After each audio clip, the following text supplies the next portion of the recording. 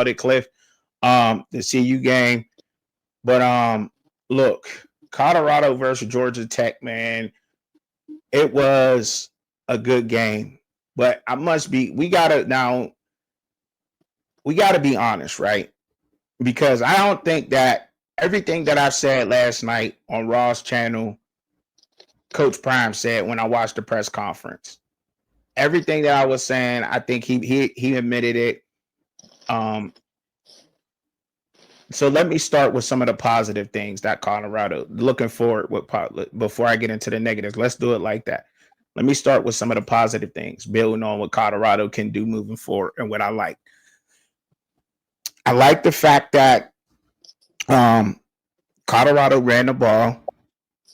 They had 143 yards combined with everybody who touched the ball. Between Caden Salter and Michael Welch, they had over 100 yards. I like the fact that he looked really good, Michael Welch. I think that he needs to touch the ball a little bit more moving forward. I'm sure that they will work on that moving forward. Trust Caden Salter because he can play. His best attribute is his legs. I thought that he should have used his legs a lot more in the game. And a lot of people seen that. I was not the only person that's seen that. I've seen Coach Prime say that. I've seen some other fellow content creators say that. I've seen a lot of people say that.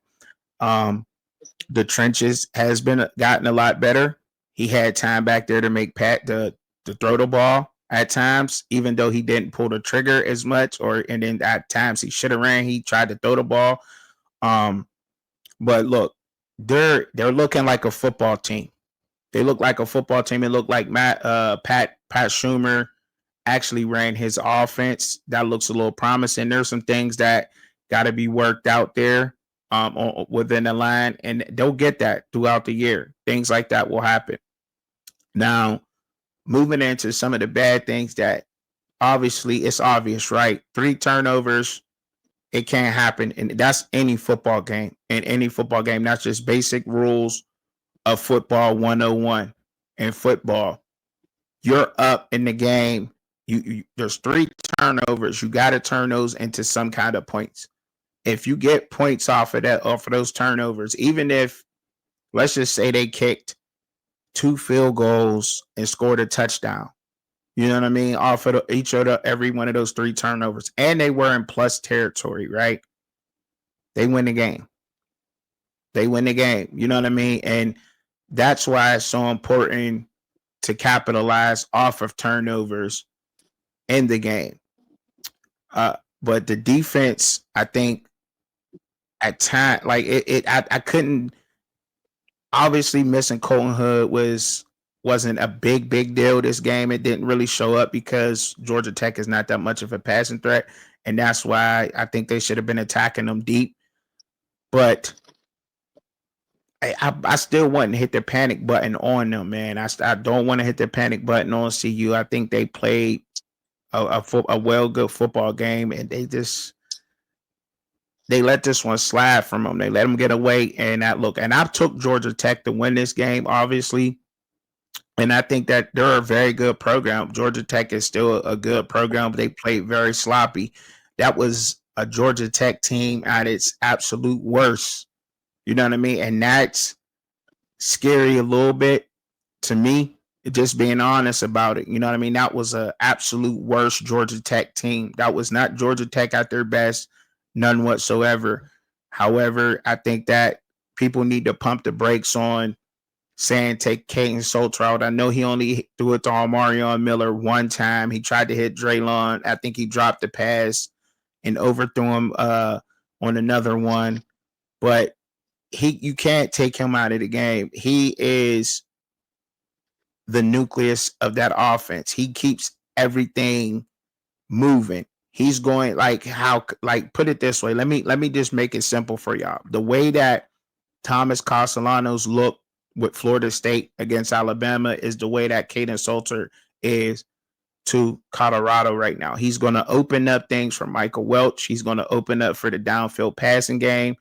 All that will come together. I think he had those first game jitters. Look, he didn't look like Caden Salter from last year. I mean, you watch his last year film, he didn't look like that. He looked very frustrated. He's got targets. He's leaning towards the year before last, and that's promising for Colorado fans out there. Not to hit the panic button on that, but I had to get that out because yesterday, for some reason, when I mentioned the 3-turner, it was like, they played a good game. Like, we got to be honest. You know what I mean? They didn't play a good game, but there was things that looked good in the game, if that makes sense.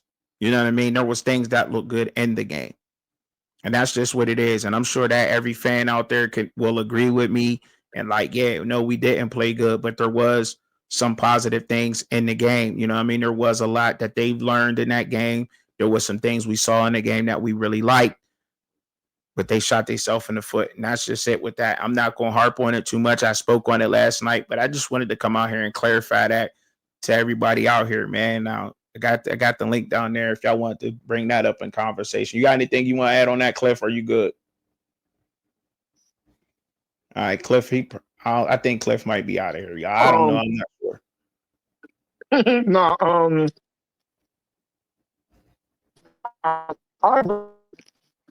As far as my assessment of Colorado was, they look much faster. They didn't look as slow. Of course, the offensive line did well, but one knock I have is you do have to capitalize on those 3 turnovers. Absolutely. You gotta get more than just 7 off of 3 turnovers. Absolutely. And it came back to bite them. Now, defensively, even Deion said it. You can't let a team rush for that many yards on you. Period. I said that last night too. I mean, no, you can't. And I'm not being funny. No, you can't. Even if that's Georgia, a very good Georgia Tech team, like what they're doing, you still cannot allow 315 rushing yards. No, you can't do that. You're not going to win too many games doing that. Mm-mm. No, you're not. So, even Deion knows he's got to straighten that up.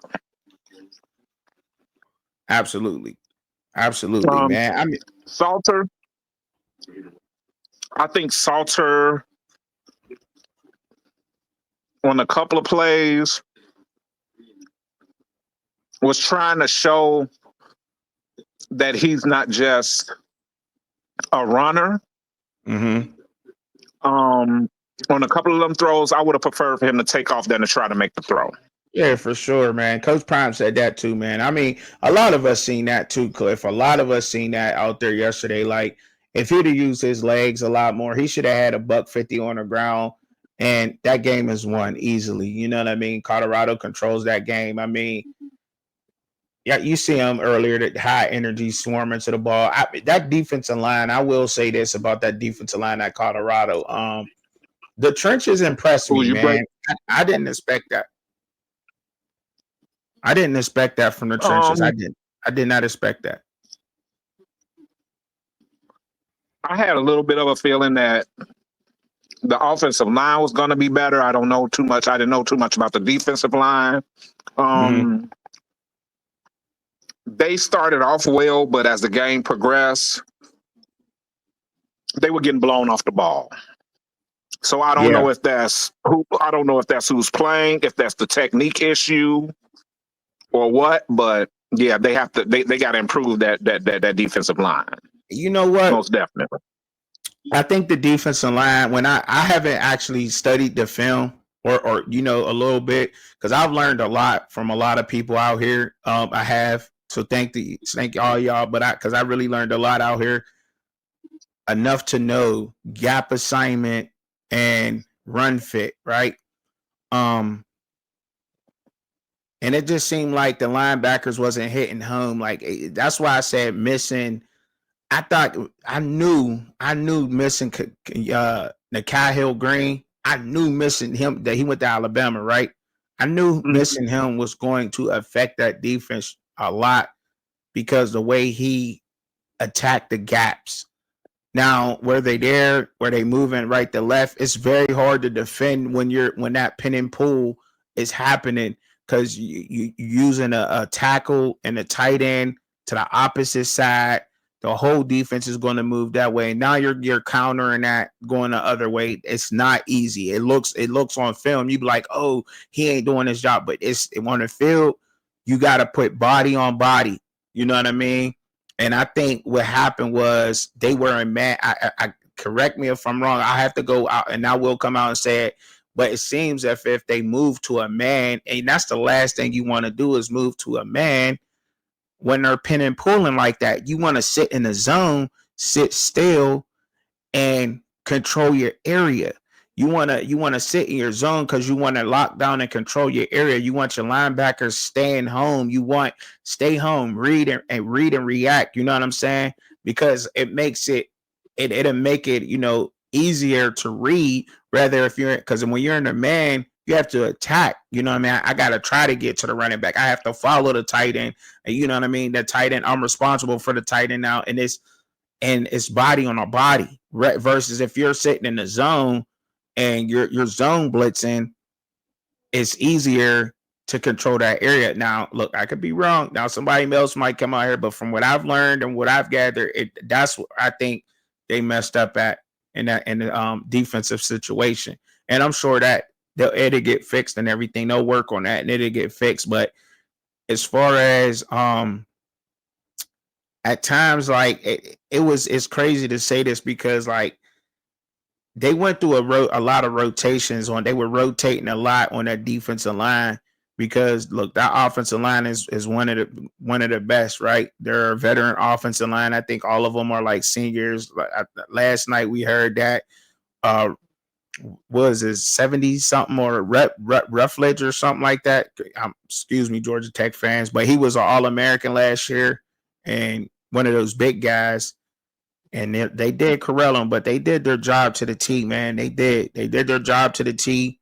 It's hard to do that, but if I'm looking at it, like I'm still impressed of what went on because I think that early on they had the game and they fought them. They fought them to the end. They fought them to the end of the game. Like Georgia Tech still couldn't get ahead, even though they ran for that many yards, and that can't happen. They still fought them to the end of the game, the whole game. And that, to me, shows the heart of a team because they could have easily said, look, man, we just getting whooped on. These big old bay helen, hay bell picking white boys is just trucking us right now. Like, man, I'm tired. You know what I'm saying? And they didn't. They fought for 60 minutes. And for that, you know what I'm saying? That goes a long way in my book. Because I love playing with heart. I love seeing the toughness, and I think that they got that. Do they got to work on being more physical? But yeah, getting smacked in the mouth this early and on in the season could be a good thing for them. You know what I'm saying? From when you face that adversity this early on in the season that Colorado had, getting smacked in the mouth like that, now you like, okay, yeah, that's not happening to me ever again. You know what I mean? There's only, what kind of man are you? Are you that kind of man that's going to let the guy pick you up and slam you? Or, you know what I mean? Because he's a pro wrestler. But when he goes to do it again or something like that, is you going to just keep letting this man bully you? Or is you going to get your weight up, let your nuts hang, and go back at him? You know what I'm saying? That's it. Now we're going to see how they respond for the rest of the season. I think that, but look, I've seen them. And I was saying this for a long time out there, Cliff and everybody, man, that this game for me, watching Colorado play Georgia Tech, even though I took Georgia Tech early on to win this game, it was going to be a barometer game for me to judge and see how Colorado was going to perform in the Big 12. And to me, I think they're Big 12 ready. I think they look. I'm probably not going to change my predictions because I think it's still going to be tough. There's some tough teams on that schedule, but I think they're one of the middle of the pack, maybe even one of they may even rise above the middle of the pack and be one of the top teams in the Big 12 once again. You know what I'm saying? We'll have to see on that because I've seen toughness. And the main thing you needed to do is be able to protect your quarterback I think the one sack, Matt McChesney explained that very well. I think that was supposed to be a design quarterback run. I thought it was a covered sack. So either way, it would have been good. Whether it was just me off site before I seen him break down that film, he said it was a design quarterback run and the lineman didn't pick up the correct lineman or whatever. And the play didn't happen. But I just thought it was a covered sack because Georgia Tech in the red zone did really well covering guys. But either way it go, look, they just didn't give up none. So kudos to them, man. Big ups to Colorado and Georgia Tech on a big win, man. That was a great game we watched last night. Moving on, man. I'm trying to move on to the next one. I think we're gonna talk about Micah Parsons before I get up into my Pittsburgh Steelers. I got some things to go through, but